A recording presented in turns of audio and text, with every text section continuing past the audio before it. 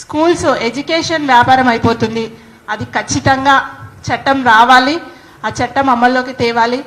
తమిళనాడు, కర్ణాటక, కేరళలో ఎలా అయితే regulation, education regulation, fee regulation act ఎట్లా తెచ్చారో హైదరాబాద్లో అది ఖచ్చితంగా ఈ అకాడమిక్ ఇయర్కే తీసుకొని రావాలని గవర్నమెంట్ తరఫున ఈ సమావేశంలో డిమాండ్ చేయాలి.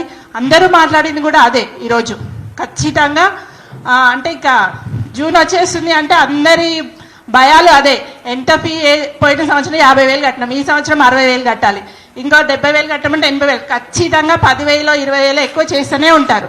దాన్ని ఖచ్చితంగా ఈ జూన్లో లాస్ట్ ఇయర్ కట్టిన ఫీజు వరకే ఆపేసి ఈ రెగ్యులేషన్ యాక్ట్ ఈ సంవత్సరం ఈ అకాడమిక్ ఇయర్ నుంచే గవర్నమెంట్ ఖచ్చితంగా నిబంధనలు ప్రైవేట్ స్కూల్స్కి పంపించాలని ఈ వేదిక తరఫున డిమాండ్ చేస్తున్నాము.